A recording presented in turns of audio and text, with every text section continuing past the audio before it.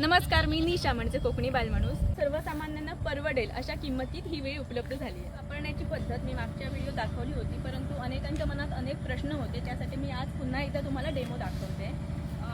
ही फळी आहे, ही अशी बाहेर काढायची आणि ह्याच्यावरती आपल्याला ताट ठेवायचं आहे. आणि बऱ्याच लोकांना हे विचारायचं होतं की ह्याच्या आतमध्ये जी किशणी असते ह्याच्यावरती नारळ व्यवस्थित खवला जातो का, तर मी तुम्हाला आज नारळ खवून पण दाखवणार आहे.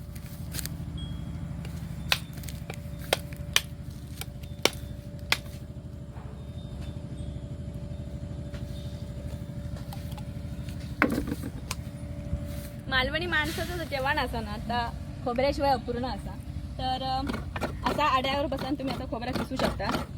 आणि बऱ्याच लोकांचा तो प्रश्न होतो की खालची जी फळी असा ही मजबूत असं काय, ताट वरती ठेवल्यानंतर ते पडणार नाही ना, तर ते अजिबात पडणार नाही. तुम्ही बघू शकता एकदम व्यवस्थित फळी आहे, मजबूत. आणि ह्याचे जे दात आहेत तेही तुम्हाला दाखवते किती तीक्ष्ण आहेत. हे बघा, असे दात आहेत ज्यामुळे नारळ व्यवस्थित खवला जातो. आता मी तुम्हाला ह्याच्यावरची चिरायची ह्याची जी धार आहे ब्लेडची ती दाखवते. मी माझ्या बागेतले भेंडी आणि वाली तुमका आडायात चिरून दाखवतोय. बघा, एक भेंडो आणि आता वाली घेऊया, 2 वाली घेऊया.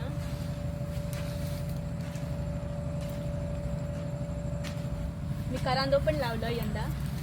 हे बघा, करांदे धरले. वांग्या घेऊया. मी ही भाजी तुमका चिरून दाखवतोय. धार बघा तुम्ही. आता करांदो, वांग्या म्हणा किंवा भेंडो म्हणा, तुम्ही काय घ्यावा तुम्ही व्यवस्थित चिरू शकता. प्रचंड धार. आता ही वाली. आता ह्या बीची मजबूती मी तुमका दाखवतो. ह्याच्यावरती तुम्ही 100 किलोपर्यंत वजन ठेवू शकता, त्याला काहीच होणार नाही. तुम्ही ह्याच्यावरती उभं राहून सुद्धा बघू शकता. टेबल सारखा तुम्ही ह्याचा वापर करू शकता, टिस्पॉळ सारखं करू शकता.